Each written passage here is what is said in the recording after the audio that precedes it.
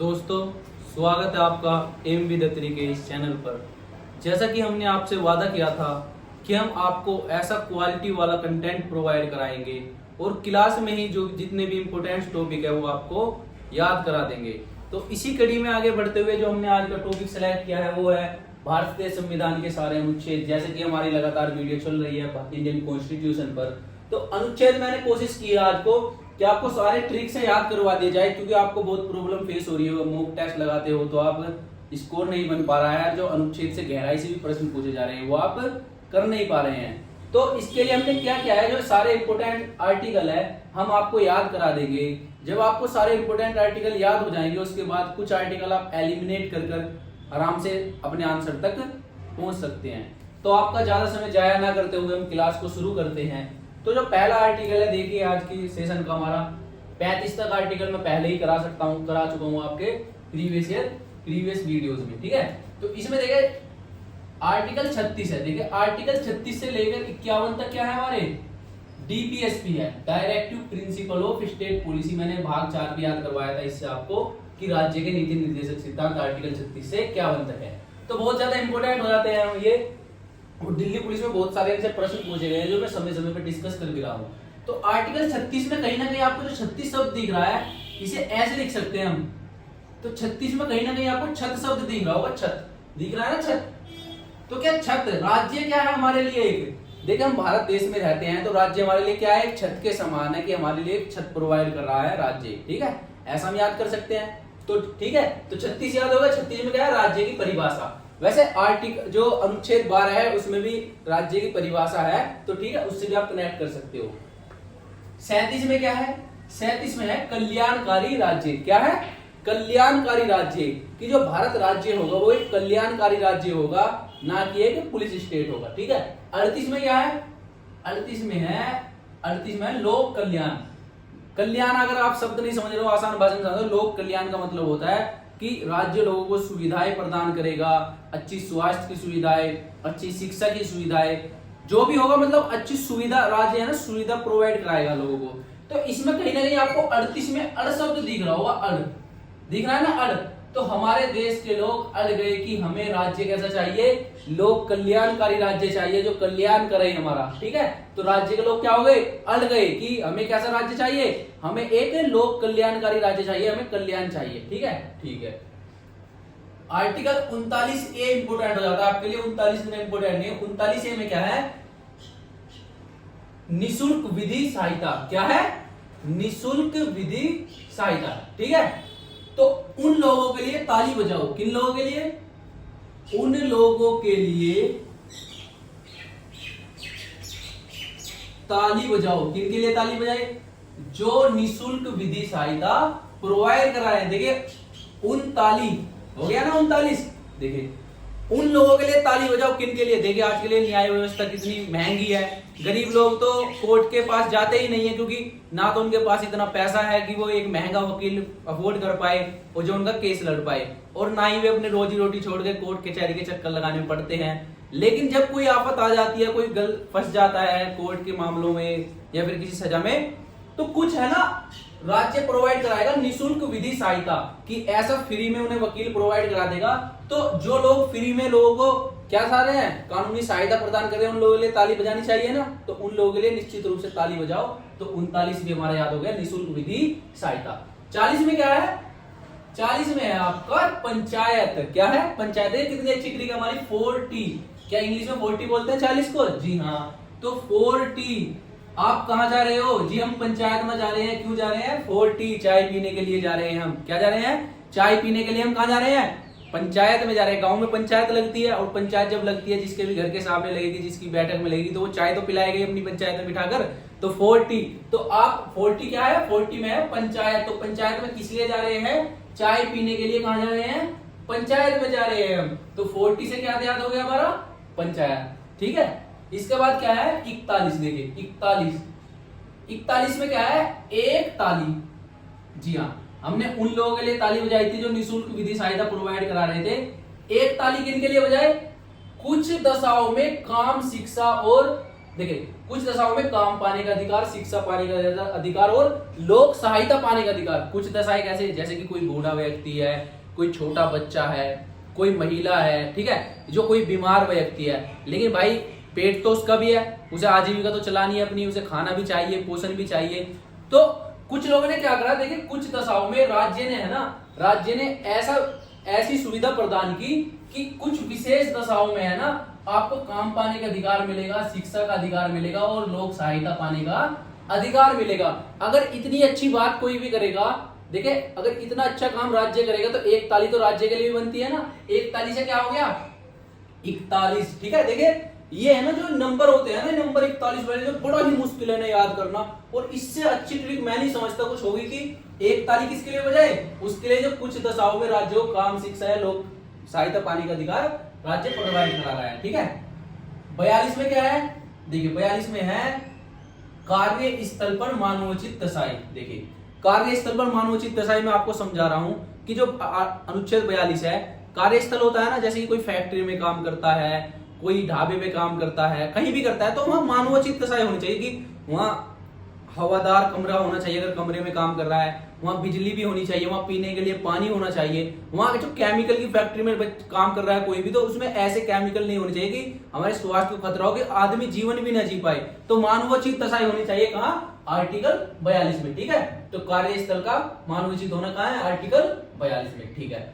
Article 43 में क्या है, कर्मकारों की निर्वाह मजदूरी। क्या है, कर्मकारों की निर्वाह मजदूरी। देखिए जो मजदूर होता है ना, मेरे हिसाब से अगर हमारे देश में कहीं भी पूरी दुनिया में जो सबसे ज्यादा संघर्षशील व्यक्ति होता है वो मजदूर होता है।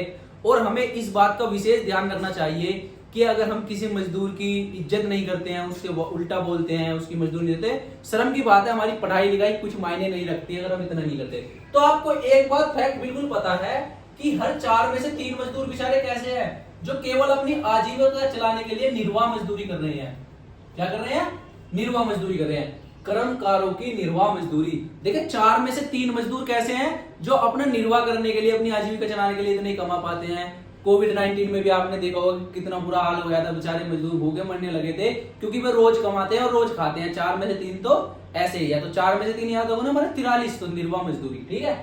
43 ए में क्या है, कर्मकारों को शामिल, ठीक है। जब राज्य ने देखा कि जो 4 में से 3 मजदूर तो बेचारे ऐसे ही हैं जो केवल अपना निर्वाह चला पाते हैं, तो उनके लिए शिक्षा के लिए, स्वास्थ्य के लिए, अपने बच्चों को पढ़ाने के लिए पैसे कहां से आएंगे। तो राज्य ने प्रोविजन किया 43 में कि कर्मकारों को भी, जहां पे फैक्ट्री में मेहनत करते हैं ना, अगर फैक्ट्री वाला ज्यादा कमाएगा या फिर जो भी काम करते हैं उसमें, तो उन्हें भी शामिल किया जाए, उन्हें केवल थोड़ा सा ही दिया जाए, 1%, 2% कुछ तो दिया जाए, ताकि वो कुछ अपना कर सके जीवन में, ठीक है। 43 ये भी याद हो गया हमारे, 4 में 3 मजदूर वाली ट्रिक से। आर्टिकल 44 जगह क्या है, आर्टिकल 44 में आपको यूनिफॉर्म सिविल कोड या समान नागरिक संहिता दिख रही होगी। और अगर आप थोड़े से भी जागरूक नागरिक हैं, अगर आपको सीमा हैदरी और ये ऐसी न्यूज देखने से थोड़ी सी फुर्सत मिली होगी, तो आपने ये भी सुना होगा कि समान नागरिक संहिता पे भी बात चल रही है। प्रॉब्लम क्या है ना, आजकल जो आप न्यूज भी देखते हैं, अब मैं आपको दोष नहीं दे रहा हूं, मैं सबको ही दे रहा हूं कि जो सनसनीखेज न्यूज होती है ना, जो मजा आता है सुनने में, सर वो पढ़ाई की न्यूज कोई नहीं देखता। तो इसमें क्या, समान नागरिक संहिता पे बहुत गहरी डिबेट चल रही है। तो यूनिफॉर्म सिविल कोड क्या है, 44 में है, और आपको 4-4 बराबर दिख रहे होंगे दोनों। क्या दिख रहे होंगे भाई, 4-4 बराबर है ना, 4 और 4 बराबर है, दोनों बराबर संख्या है। तो क्या समान और बराबर एक चीज ही होती है, तो समान से क्या याद लूंगा, समान नागरिक संहिता, सभी के लिए कानून कैसा होना चाहिए, समान होना चाहिए। तो 4-4 से याद हो गया, ठीक है। आर्टिकल 45 में क्या है, देखिए 6 वर्ष तक के बच्चों को पोषण उपलब्ध कराना। क्या करवाना, देखिए आपको थोड़ा सा अचरज महसूस हो रहा होगा अगर आपने पढ़ा होगा कि राज्य का यह कर्तव्य होगा कि 6 से लेकर 14 वर्ष तक की आयु के बच्चे को निःशुल्क शिक्षा प्रदान की जाएगी। लेकिन आपको बता दूं मैं, आर्टिकल जो 45 है आपका 86वां संविधान संशोधन, कौन सा, 86वां संविधान संशोधन 2002 हुआ, और उसमें क्या किया गया, जो आर्टिकल 45 का प्रोविजन था इसमें क्या गया, आर्टिकल 21 से शामिल किया गया, और इसमें इसे एक मौलिक अधिकार बना दिया गया। क्या बना दिया गया, मौलिक अधिकार बना दिया गया। तो ये मौलिक अधिकार बन गए, ये तो जो मेन प्रोविजन था इसमें, ठीक है। तो फिर क्या गया राज्य ने, अगर ये मौलिक अधिकार बन गया, कौन सा, 86वां संविधान संशोधन 2002 द्वारा, अनुच्छेद 21A के तहत यह एक मौलिक अधिकार बना दिया गया कि राज्य क्या कराएगा, 6 से 14 वर्ष के बच्चों को निःशुल्क शिक्षा उपलब्ध कराएगा। और इसके लिए एक कानून भी बना दिया गया, राइट टू एजुकेशन कानून 2009 में बना दिया गया।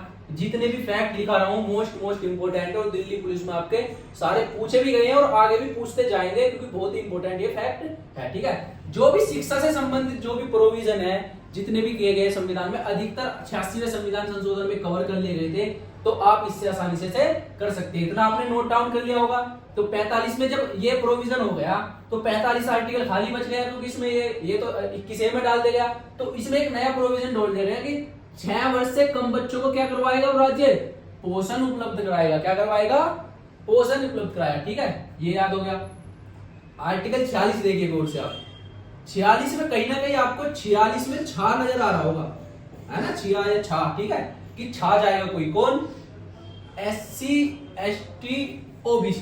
जी हाँ, हमारे जो देश में कुछ पिछड़े वर्ग है जिन्हें सामाजिक अन्याय का सामना करना पड़ा, वे मतलब आजीविका के साधनों से वंचित हो गए, कहीं अस्पृश्यता का सामना करना पड़ा उन्हें, तो मतलब बहुत आधुनिकता की दौड़ में वो पिछड़ गए। तो उनके लिए क्या है ना, राज्य कोशिश करेगा कि इन पिछड़े वर्गों के लिए कोई विशेष प्रावधान करे, ताकि ये भी जीवन बसर कर सके अपना और देश की मुख्य धारा में शामिल हो सके। तो जो भी राज्य ऐसा काम करेगा वो क्या हो जाएगा, वो छा जाएगा। तो 46 याद हो गया ना, जो भी गरीबों की सहायता करेगा, पिछड़े लोगों की सहायता करेगा, वो छा जाएगा। तो जो भी राज्य SC ST या OBC की सहायता करेगा वो क्या हो जाएगा, छा जाएगा। छा से क्या हो जाएगा, 46। ठीक है, याद हो गया हमारा।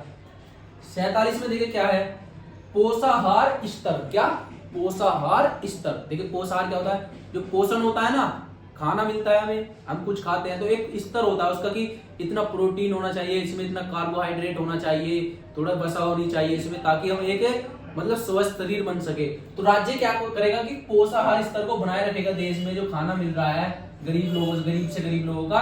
तो इसमें क्या है 47, और 47 में कहीं ना कहीं आपको सह शब्द दिख रहा होगा। ठीक है, तो कोई सह सकता है क्या, जो पोषण होता है ना, ये भूख होती है, पोषाहार स्तर, तो पोषण को कहां तक सह सकता है, एक ही सीमा है उसकी। ठीक है, तो पोषण में जो पोषक है सह है।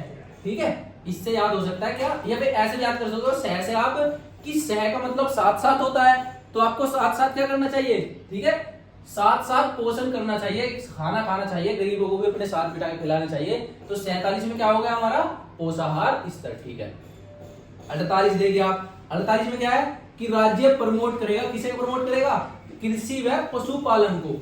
राज्य कृषि व पशुपालन को प्रमोट करेगा। हमारी ग्रामीण सभ्यता वाला हमारा देश है, गांवों का देश कहा जाता है इसे, और भारत की आत्मा कहाँ बसती है, गांवों में बसती है। महात्मा गांधी जी ने भी ये बात कही थी। तो इसमें 48 दिख रहा है कहीं ना कहीं। और मेरे हिसाब से जब आप कांस्टेबल लेवल के एग्जाम की तैयारी कर रहे होंगे तो इतना आप जानते होंगे कि 48 का एक गन्ना आता है। क्या आता है, गन्ना आता है ना, 48 का गन्ना, 48 का 64 का, 48 का भी गन्ना आता है। तो क्या 48 का गन्ना कृषि से संबंधित दिख रहा है आपको, तो 48 के गन्ने से आप क्या करोगे, ये याद कर लोगे, कृषि व पशुपालन। मान लिया आपको 48 का गन्ना नहीं पता, तो आप इतना भी तो याद कर सकते हो, अड़ शब्द आ रहा है इसमें, अड़ क्या, जब देश के लोग अड़ गए कि कृषि और पशुपालन के लिए विशेष प्रावधान करो हमारे देश में, तभी हम मानेंगे। देखिए मैंने एक तो 38 आपको अड़ने से याद करवाया था कि देश के लोग अड़ गए कि हमें लोक कल्याण करके दो, ऐसी वो अड़ गए कि हमें कृषि और पशुपालन भी करके दो, मतलब इसको प्रमोट करो हमारे देश में। ठीक है, तो 48 ये याद हो गया हमारे। 49 देखिए, 49 में क्या है, 49 में कहीं ना कहीं आपको उन शब्द दिख रहा होगा, दिख रहा है ना, उन शब्द दिख रहा है। तो उन स्मारकों को आप संरक्षित करो। किन स्मारकों को, उन स्मारकों को राज्य से कहा लोगों ने कि आप उन स्मारकों को संरक्षण दो जो हमारे पूर्वजों ने हमें प्रदान किए हैं, जैसे कि आपका लाल किला, ताजमहल, ठीक है, महाबलीपुरम का मंदिर, कोणार्क का सूर्य मंदिर, ऐसे पढ़ते हैं ना संस्कृति वाले खंड में भी ये सब। तो ये जो स्मारक है, जो राष्ट्रीय महत्व के स्मारक है, उन स्मारकों को क्या करो, संरक्षण दो। तो 49 से क्या याद हो गया, उन स्मारकों को संरक्षण दो, तो राष्ट्रीय स्मारकों को संरक्षण। ठीक है, ये भी याद हो गया मेरे। आर्टिकल 50 देखिए आप क्या है, आर्टिकल 50 में कहीं ना कहीं 50-50 नजर आ रहा है ना, न्यायपालिका और कार्यपालिका के बीच में जो शक्तियों का बंटवारा के बारे में जिक्र किया गया है कि जो काम न्यायपालिका का वो न्याय कराएगी और कार्यपालिका, तो इसमें 50-50 कर दिया गया है कि 50-50% पावर दे दी गई है न्यायपालिका को, कार्यपालिका को, ऐसे आप याद कर सकते हो।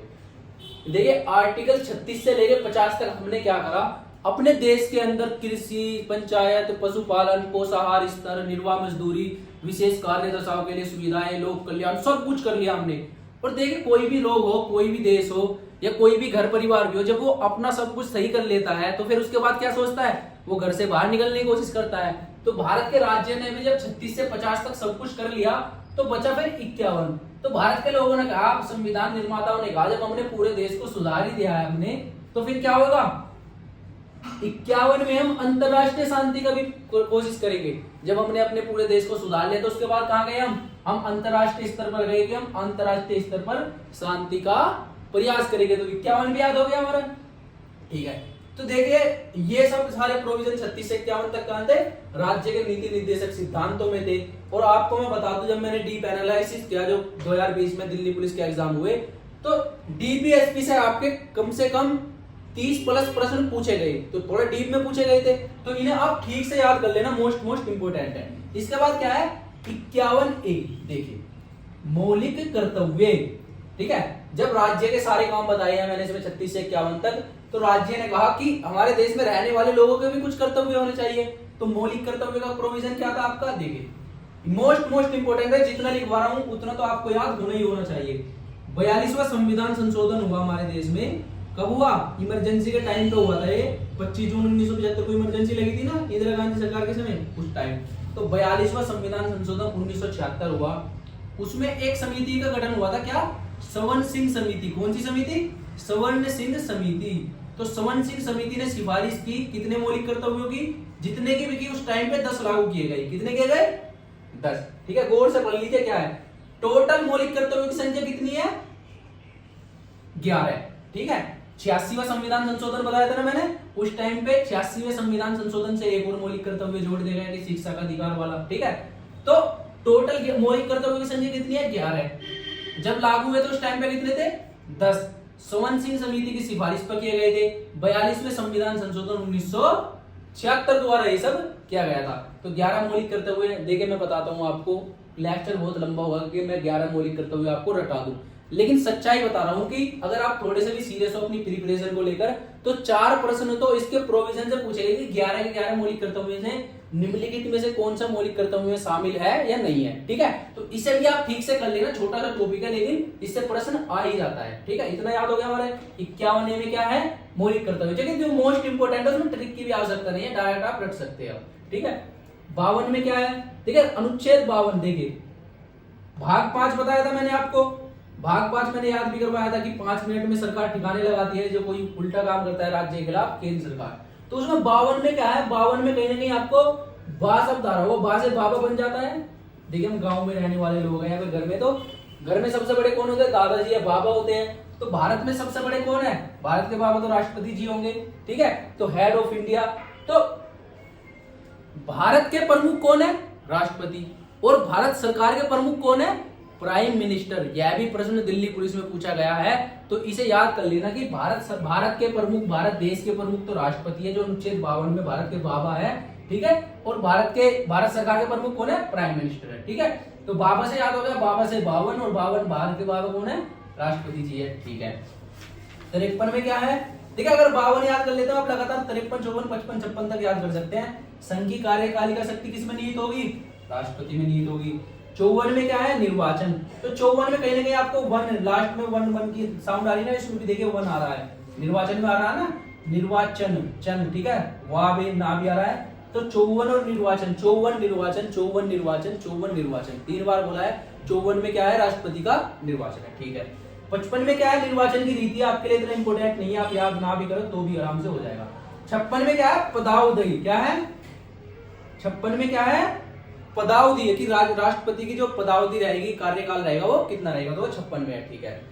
60 में क्या है, शपथ, 60 में क्या है, शपथ। से शपथ बनना है, से 60 बनना है, तो आसानी से याद कर ले, वो 60 में शपथ, 60 में शपथ, 60 में शपथ। 61 में क्या है, महाभियोग। महाभियोग क्या होता है, देखिए जो राष्ट्रपति अगर संविधान का उल्लंघन करता है, संवैधानिक प्रावधानों का उल्लंघन करता है, तो इस आधार पर उसे पद से हटाया जा सकता है, उसका कार्यकाल पूर्ण होने से पूर्व। तो महाभियोग शब्द में एक प्रश्न ये पूछा जा सकता है कि राष्ट्रपति पर महाभियोग किस आधार पर लगाया जा सकता है, संविधान के उल्लंघन के आधार पर, केवल यही आधार है कि संविधान का अगर उल्लंघन करता है राष्ट्रपति तो उस पर महाभियोग लगा दिया जाएगा आर्टिकल 61 के तहत। महाभियोग में एक प्रश्न यह पूछा जाता है कि महाभियोग की प्रक्रिया कहां से शुरू की जा सकती है? लोकसभा से भी की जा सकती है और राज्यसभा से भी की जा सकती है महाभियोग की प्रक्रिया। इसके लिए 50 प्रस्तावकों की आवश्यकता होती है। जब 50 प्रस्तावक साइन करेंगे सांसद तो उसके बाद महाभियोग की प्रक्रिया शुरू की जाएगी। ठीक है, इतने जितने मैंने डिस्कस किए ये इंपोर्टेंट थे। ठीक है, आर्टिकल 63 देखिए आपको उपराष्ट्रपति, तो मैंने इसमें एक शब्द लिखा है छठी। क्या लिखा है? छठी। देखिए क्या ये 6 है और ये 3 है, तो क्या मैं 6 को इसमें से निकालता हूं और 3 में से 3 निकालता हूं तो छठी बन जाता है। तो 36 से 63 बन रहा है हमारा 6-3। 6-3 क्या है? 63। अगर राष्ट्रपति जी को कुछ हो जाता है, वो बीमार पड़ जाते हैं या कहीं चले जाते हैं, उन्हें क्षति हो जाती है, तो उस टाइम पे उनके पद को कौन ग्रहण कर लेगा? उपराष्ट्रपति कर लेगा। तो 36 से याद हो गया ना कि राष्ट्रपति को अगर क्षति हो गई तो उपराष्ट्रपति को पद धारण कर लेगा। तो 63 याद हो गया मेरे। ठीक है, 69 में क्या है? शपथ। देखिए 60 में शपथ की थी ना, 69 आप डायरेक्ट कर दीजिए शपथ। मैंने खुद जब एग्जाम दिया था दिल्ली पुलिस का, तो मेरे एग्जाम में यही पूछा जाता था कि राष्ट्रपति और उपराष्ट्रपति को शपथ दिलाने का प्रावधान क्रम से कौन से अनुच्छेदों में है? तो 60 और 69 था उसमें, जो मेरा सही हो गया था, तो आप भी इसे डायरेक्ट रट लीजिएगा। ठीक है, 70 में क्या है कि उपराष्ट्रपति राष्ट्रपति के कृत्यों क्या करेगा? पालन करेगा। मैंने बताई दिया कि क्षति होगी तो उस टाइम पे 70 हो गया। 72 में क्या है? 72 में है क्षमादान। राष्ट्रपति को, किसको? राष्ट्रपति को अगर किसी को फांसी की सजा भी दे दी गई है, कोई उम्र कैद की सजा है, तो राष्ट्रपति को यह शक्ति प्राप्त है कि वो उसे क्या कर सकता है? क्षमादान दे सकता है, उसके दंड को कम कर सकता है, उसके दंड पे रोक लगा सकता है, उसकी सजा को पूरी तरह से भी खत्म कर सकता है। वो राष्ट्रपति जी को पावर है। तो इसमें 7-2 आ रहा है। क्या आ रहा है? 7-2। 72 में आ रहा है ना 7-2। तो जब किसी व्यक्ति को सजा मिल जाती है और सुप्रीम कोर्ट भी उसका साथ नहीं देता है, तो फिर क्या करता है वो राष्ट्रपति जी के पास जाता है कि राष्ट्रपति जी मेरा साथ दो, मैं सुधर गया हूं, मैं आगे से गलती नहीं करूंगा, तो मेरी सजा को माफ कर दिया जाएगा। तो राष्ट्रपति जी क्या करो? राष्ट्रपति जी साथ दो ताकि वो क्षमादान दे मिल सके उसे। तो क्षमादान के लिए साथ देने की उम्मीद किससे की जा सकती है? राष्ट्रपति जी। तो 72 भी याद हो गया। ठीक है, 74 में क्या है? मंत्री परिषद। ठीक है, देखिए मंत्री परिषद में 7 और 4 आ रहा है। तो देखिए हफ्ते में कितने दिन होते हैं? 7। और महीने में कितने हफ्ते होते हैं? 4। तो जो हमारे देश के मंत्री जी है वो क्या करते हैं? हफ्ते में 7 दिन और 4 हफ्ते, मतलब हफ्ते में 7 दिन और 4 हफ्ते लगातार काम करते हैं। तो इससे याद हो गया हमारा, हफ्ते में 7 दिन और 4 हफ्ते मंत्री जी काम करते हैं। तो मंत्री परिषद का गठन, जो मंत्री परिषद के बारे में प्रावधान है, वो क्या है? याद हो गया हमारे 7-4 से। मैं भी आपको रिवाइज भी करवा दूंगा जल्दी से ट्रिक, तो आपको पक्की क्लास में ही याद हो जाएगी। ठीक है, 75 में क्या है? देखिए मंत्रियों के बारे में उपबंध। इसमें मेनली जो उपबंध क्या गया वो प्राइम मिनिस्टर के बारे में क्या गया है। इसमें क्या कहा गया है कि प्रधानमंत्री की सलाह पर राष्ट्रपति अन्य मंत्रियों की नियुक्तियां करेगा, और मंत्रियों की अधिकतम संख्या कितने प्रतिशत हो सकती है ये हमें आप कमेंट बॉक्स में बताइए कि किस संविधान संशोधन के तहत ये निर्धारित किया गया। यह भी प्रश्न दिल्ली पुलिस में पूछा गया। तो मंत्रियों की अधिकतम संख्या कितने प्रतिशत हो सकती है ये आप हमें कमेंट बॉक्स में बताना। ठीक है, तो देखो 4 हफ्ते काम करते हैं जो मंत्री है, लेकिन प्राइम मिनिस्टर जी तो मंत्रियों से भी ज्यादा मेहनत करते हैं। तो वो हफ्ते में है ना, वो 5 हफ्ते तक काम करते हैं, 7 दिन 5 हफ्ते तक। तो 75 भी याद हो गया हमारे। ठीक है, 76 में क्या है? महान्यायवादी। देखिए महान्यायवादी में आपको एक तो महान शब्द लिख रहा होगा, महा, और एक लिख रहा हो न्याय। जो केंद्र सरकार का सबसे बड़ा अधिवक्ता होता है, सबसे बड़ा वकील होता है, जो केंद्र सरकार की तरफ से केस लड़ता है, वो कौन होता है? महान्यायवादी होता है। यही प्रश्न पूछा जा सकता है कि ठीक है, महान्यायवादी ना तो लोकसभा का सदस्य होता है ना राज्यसभा का, लेकिन महान्यायवादी रोज लोकसभा और संसद की बैठकों में क्या हो सकता है? भाग ले सकता है, बहस कर सकता है, लेकिन मत नहीं डाल सकता। तो महान्यायवादी के बारे में जितने प्रश्न बताए ये भी इंपोर्टेंट है। तो इसमें 76 में कहीं ना कहीं छा शब्द आ रहा है कि 76 यानी छा जाएगा। जो लोग न्याय करेंगे वो महान हो जाएंगे और वो छा जाएंगे, ऐसे याद कर सकते हैं आप। ठीक है, 79 में क्या है? संसद। क्या है? संसद है आपका 79 में। तो इसमें क्या है? देखिए पार्लियामेंट। तो पार्लियामेंट है ना, उन लोगों को पार लगाने के लिए पार्लियामेंट का गठन किया गया। पार्लियामेंट में पार शब्द आ रहा है, 79 में उन शब्द आ रहा है। तो उन लोगों को पार लगाने के लिए क्या किसका गठन किया गया है? पार्लियामेंट का, संसद का गठन किया गया। आप ऐसे याद कर सकते हो। 80 में क्या है? राज्यसभा। 81 में क्या है? लोकसभा। देखिए संसद में संसद किससे मिलकर बनती है? राष्ट्रपति, लोकसभा और राज्यसभा। ठीक है, आप इस क्रम में मत याद करिए, आप करिए राज्यसभा और लोकसभा। राज्यसभा को उच्च सदन कहा जाता है, तो लोकसभा से ऊपर आ रही है ना 80 में, ठीक है। लोकसभा को निम्न सदन कहा तो नीचे 79, 80 के 80 आपको याद हो गया राज्यसभा और लोकसभा। 85 मोस्ट इंपोर्टेंट है, क्यों? क्योंकि 18 से 22 सितंबर के बीच में एक विशेष अधिवेशन बुलाया गया है संसद का। संसद के 3 अधिवेशन होते हैं ना, सत्र होते हैं, जैसे कि आपका कौन से, एक तो मानसून सत्र, शुरू में तो बजट सत्र होता है, फिर मानसून सत्र होता है, फिर शीतकालीन सत्र होता है। लेकिन संसद को यह पावर है कि जो मतलब राष्ट्रपति जी से कहकर विशेष अधिवेशन बुला सकते हैं। तो एक राष्ट्र एक चुनाव को लेकर जो समिति का गठन हुआ, ये एक राष्ट्र एक चुनाव को लेकर समिति का गठन हुआ, करंट की न्यूज है। आप मुझे कमेंट बॉक्स में बताइए कि इसके अध्यक्ष कौन है, इसमें कितने सदस्य है, ये भी इंपोर्टेंट प्रश्न आपके लिए हो जाता है, ठीक है। तो आर्टिकल 85 में क्या है, सत्र या सत्रावसान या विघटन या विशेष अधिवेशन का जो जिक्र है वो आर्टिकल 85 में है, ठीक है, संसद के बारे में। आर्टिकल 93 में क्या है, लोकसभा अध्यक्ष, ठीक है, क्या है, लोकसभा अध्यक्ष। देखिए 9-3 आ रहा है, 93 में आ रहा है 9-3, तो 9-3 से आप क्या, मैं नोता कर सकता हूँ, एक नोता शब्द बन सकता है। तो आपको अगर संसद में आने का नोता मिले तो कौन देंगे, वो लोकसभा अध्यक्ष देंगे, क्योंकि किसी भी घर का जो अध्यक्ष होगा, मुखिया होगा, वही तो नोता देता है। तो लोकसभा में जाने का आपको नोता मिला, और किसने दिया, लोकसभा अध्यक्ष ने दिया। तो नोता से क्या हो गया, 9-3 क्या हो गया, लोकसभा अध्यक्ष हो गया आपका, ठीक है। 99 में क्या है, संसद सदस्यों को शपथ। देखिए 9 आ रहा है, इसमें 2 बार 9 शब्द। तो जब संसद के सदस्य बनते हैं, एमपीज बनते हैं, मेंबर ऑफ पार्लियामेंट, तो उन्हें शपथ दिलाते समय कहा जाता है, नो तुम्हें ये भी नहीं करना है, तुम्हें ये भी नहीं करना है। मतलब उन्हें समझाया जाता है कि तुम्हें ये गलत काम नहीं करने हैं, क्योंकि तुम बहुत ही जिम्मेदार पद पर आ चुके हैं। तो नो होता है कि नो ये भी नहीं करना है, ये भी नहीं करना है। तो नो से 99 हो गया ना, तो संसद सदस्यों को शपथ कहाँ में होगी, 99 में, ठीक है।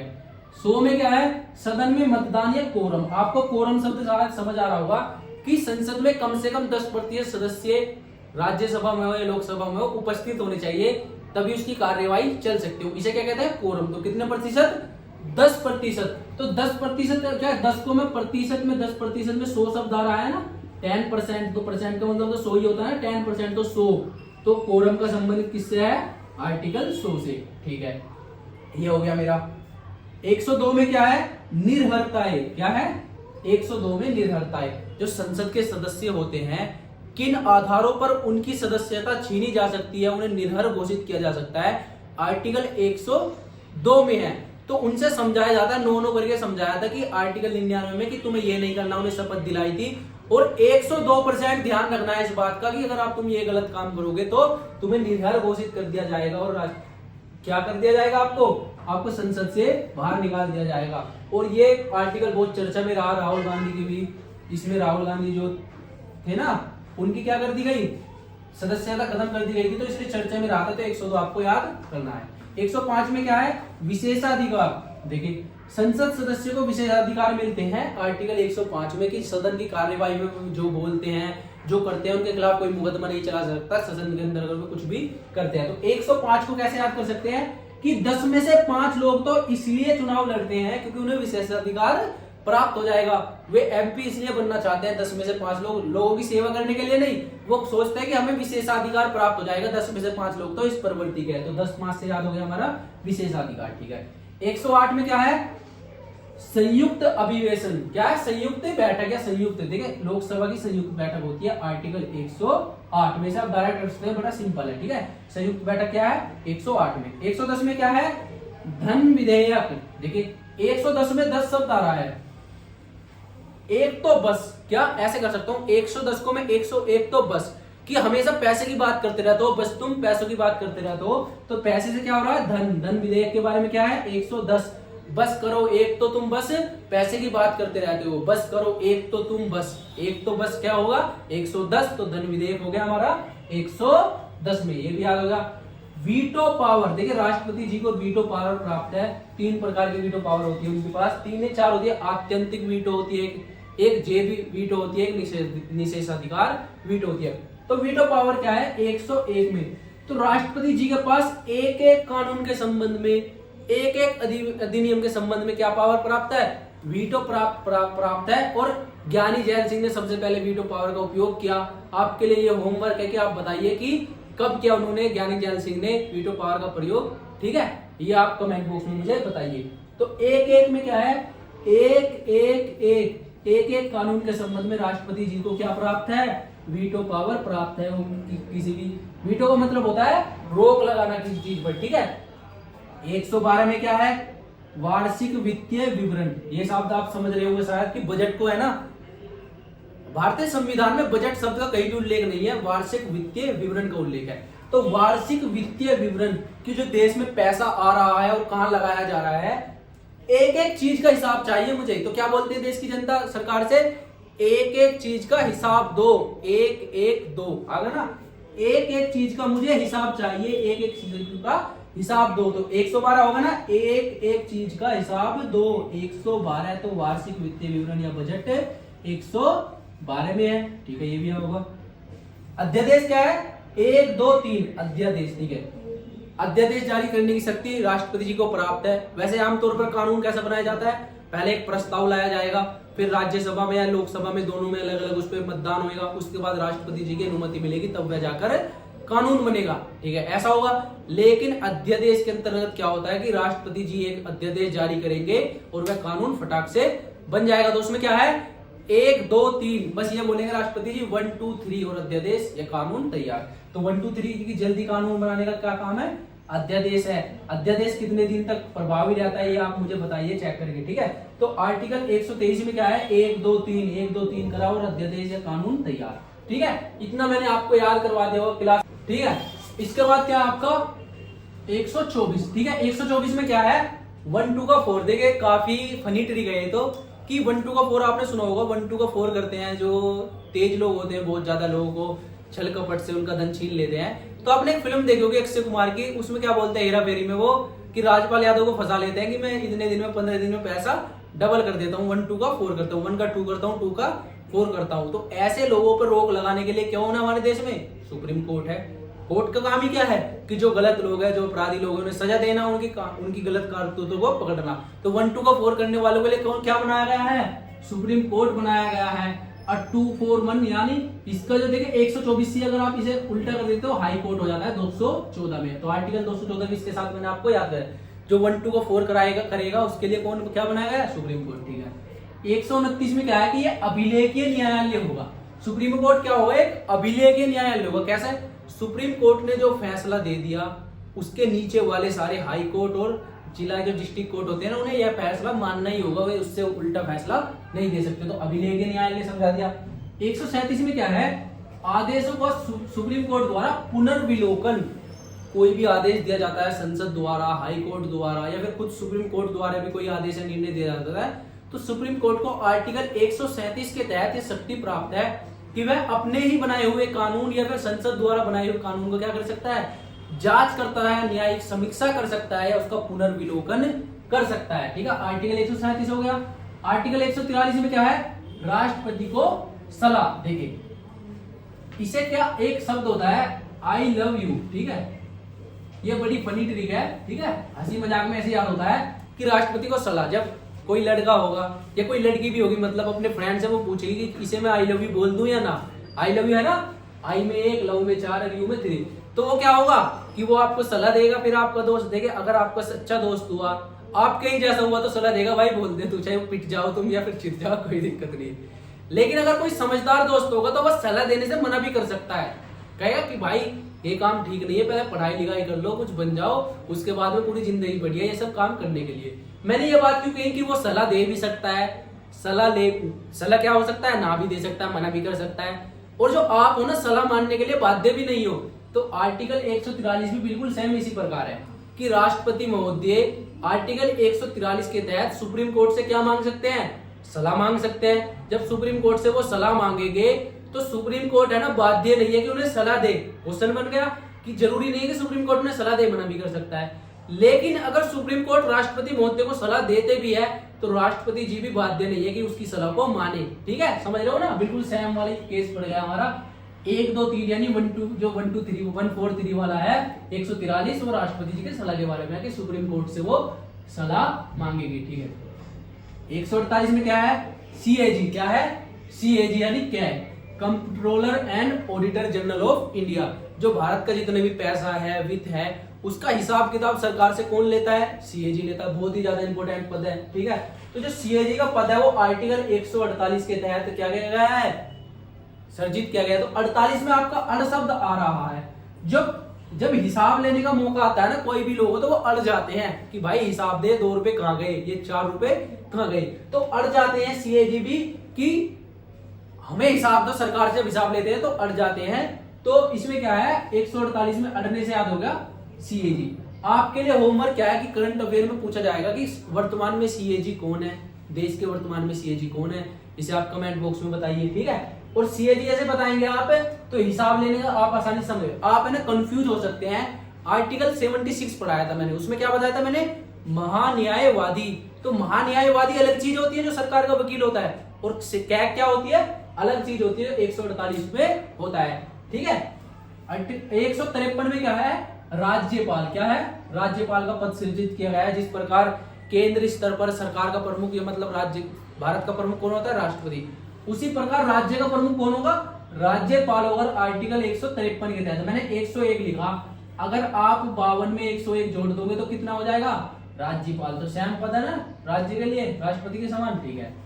154 में क्या है? कार्यपालिका शक्ति।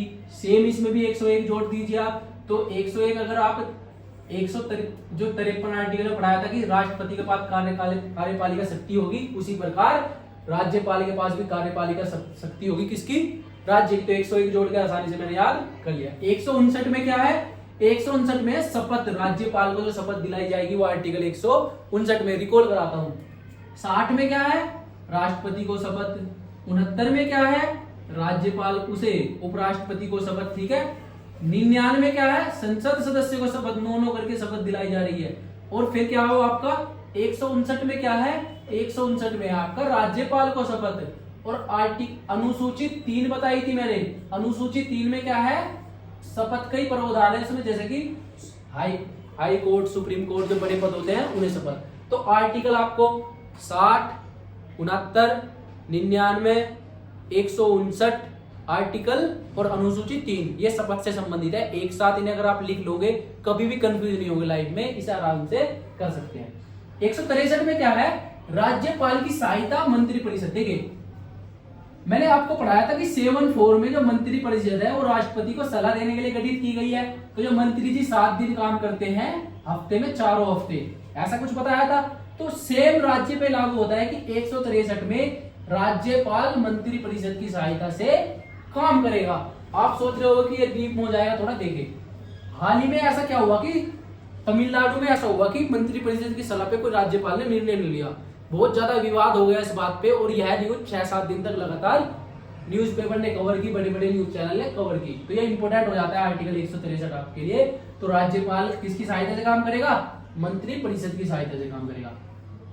आर्टिकल 165 में क्या है? महाधिवक्ता। देखिए महाधिवक्ता कौन है?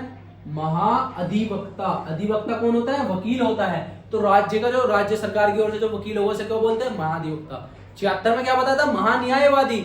जो महान लोग होंगे, जो न्याय करेगा वो छा जाएगा। 76 से याद करवाया था ना मैंने। ऐसी 165 में सोपा। क्या? सोपा। देखिए 16 और 5 आ रहा है इसमें 165 में। 16 से मैं 100 निकाल लूं और 5 से मैं क्या निकाल लूं? पा। तो सौंपा, राज्य सरकार ने महाधिवक्ता को काम सौंपा कि हमारी तरफ से कोई केस कौन लड़ेगा? महाधिवक्ता लड़ेगा। कितनी अच्छी ट्रिक है कि सौंपा में 16 और 5 निकाल लिया मैंने। सौंपा। सौंपा क्या काम सौंपा? राज्य की ओर से आपको केस लड़ने हैं। तो ये काम किसने सोचा? राज्य सरकार ने महाधिवक्ता को ये काम सौंपा। ठीक है, याद हो गया। 168 में क्या है?